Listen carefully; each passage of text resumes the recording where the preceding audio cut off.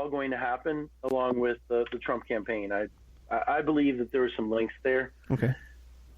If you look at the entire timeline of the transaction, like they froze the sale, then Trump changed campaign teams, righted the ship a little bit, and then Putin announced that they will sell the stake for $11 billion. And that was in September of last year in Bloomberg. Now, let me ask you a question, because what I don't understand is this reporting, okay, that you're giving us right now, that you've written about, it's been written about, explains everything. It explains how Tillerson got in there. It explains what Carter Page is doing there. It explains with the Mayflower Motel meeting. It explains everything. Why isn't this front page news? And why isn't this? Listen, man, if I had a nickel for every time I reported something and a mainstream outlet follows up on it like 4 to 6 months later, I'd be a billionaire already. This is not unusual. It's just, I hate to say it, but they're just all so afraid that their factual reporting might still lead to an incorrect conclusion. And I'm just reporting facts. Yeah. The conclusions draw themselves. Once you look at this, you're like, oh my gosh, it all makes sense. Kind of makes sense. But timing is everything sometimes. And that's, following it longitudinally and in this way, it's not easy. And I would also just say that, they don't have any interest in analysis. They just want to report what happened and hope that they're right on that too. It's a bigger picture. I can't even get into it now. I want to keep plowing through with this because it's like I'm getting to the good part. Okay, sorry. Listen, getting to the very good part. Because this is the part that I think nobody has really picked up on. This is the best part of the trip. So in August, like late August, Kislyak visits Sessions, right? Right. Then, right around the time of the campaign team changing, then Putin says in early September, okay, we're going to sell the stake. We'll sell for $11 billion, right? Those things happen right around the same time. Then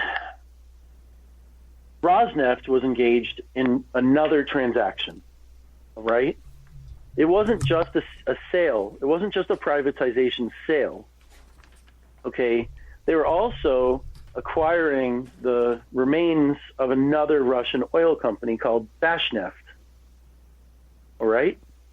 Now, Rosneft was similar to Yukos, one of these companies that the state found some crimes that the owner had committed, and they took his shares. Okay.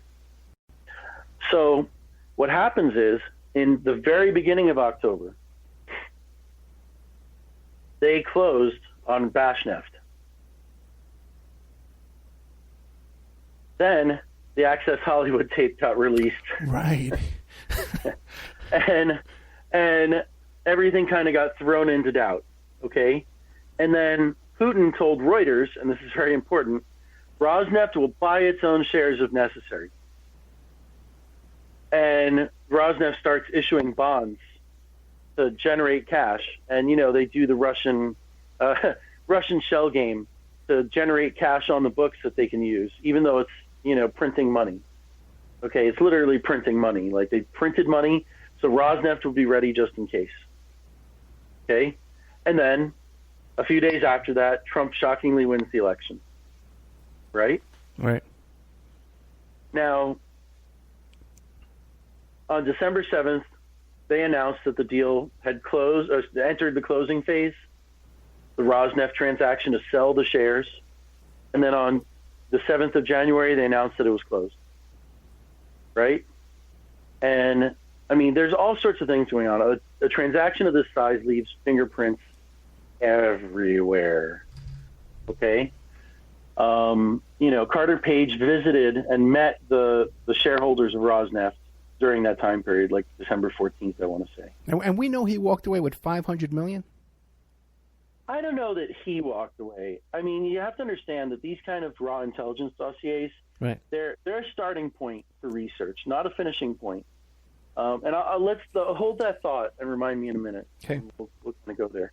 But the important thing to note is that they basically said, we need to do this, so we're going to do it, even if we have to fake it to close our budget gap. That's what they really meant. They said, look, even if we have to fake it, we are closing our budget gap with this Rosneft deal. If we have to sell it later, we have to sell it later. Okay? But let's circle back to the real reason why, they wanted to do a deal with the Trump campaign.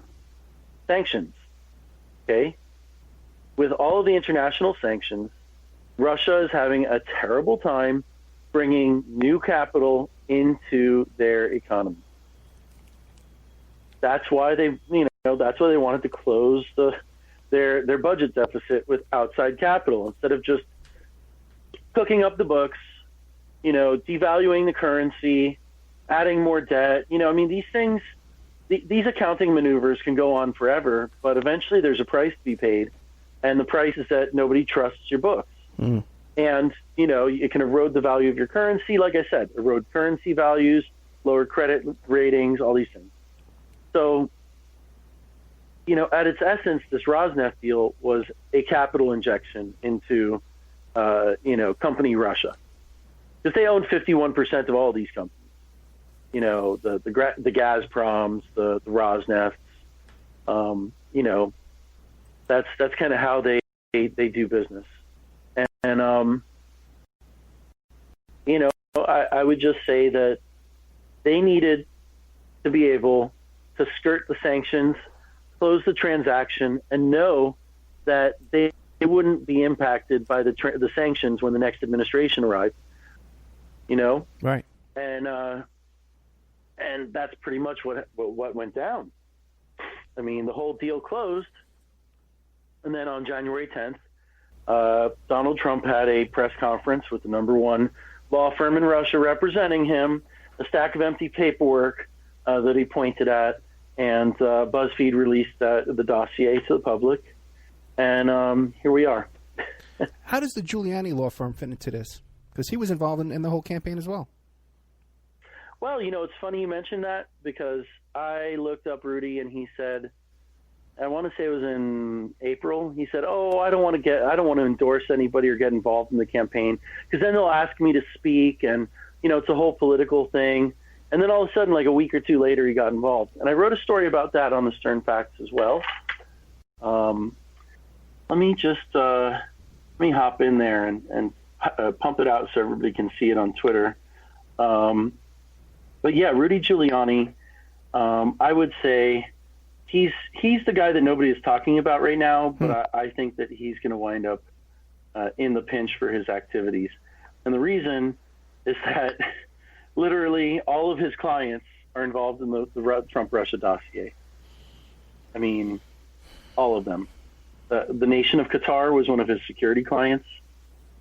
Okay. Russia's Alpha Bank paid him as a speaker. Right? Right. And when he left office, Rudy Giuliani joined a large law firm called Bracewell and Giuliani. It's called Bracewell now, but he became a named partner. And Time Magazine actually called him an honorary Texas oil lawyer. Right? And guess who his clients were? With Bracewell, that is.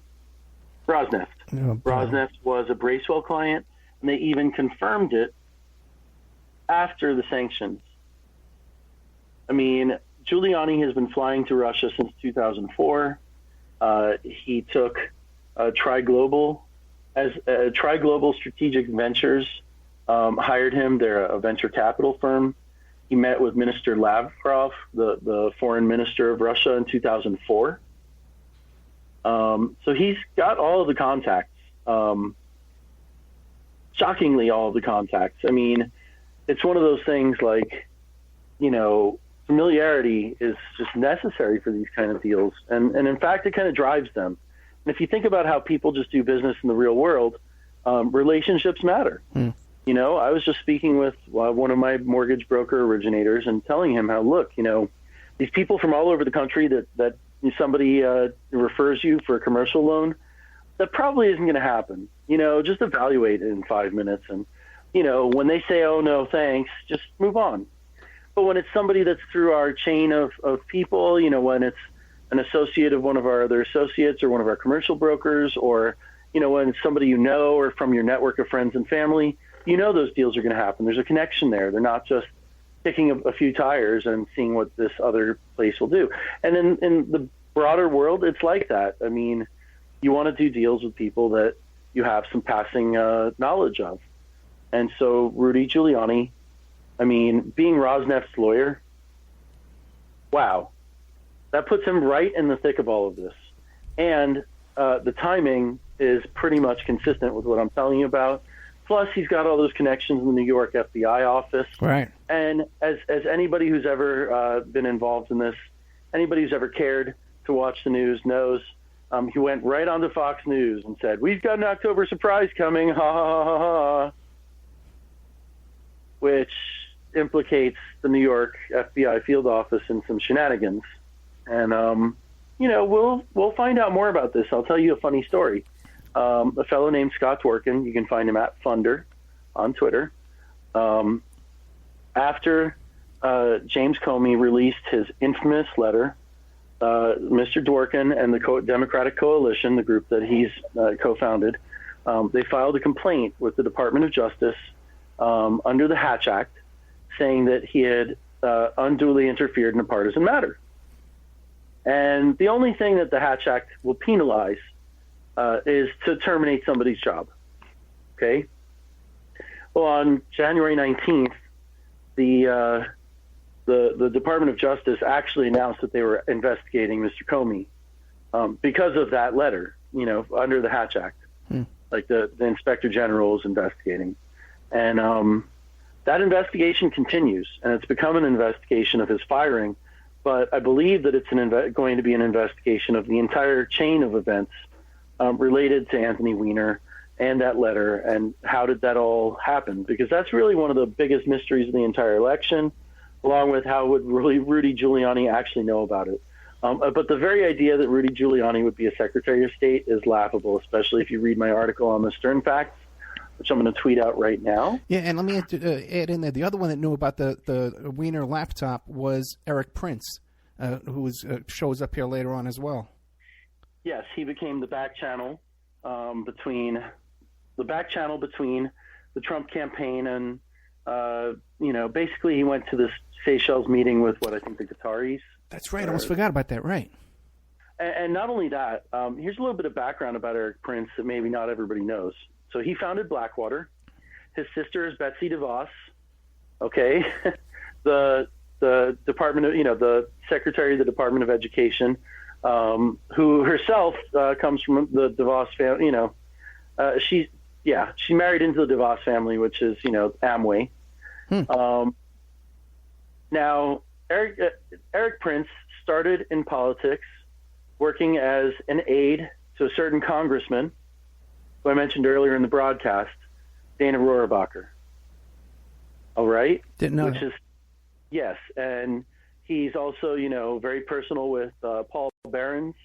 Paul Behrens is Dana Rohrabacher's chief of staff now, but he left some very high-powered lobbying jobs to become chief of staff again.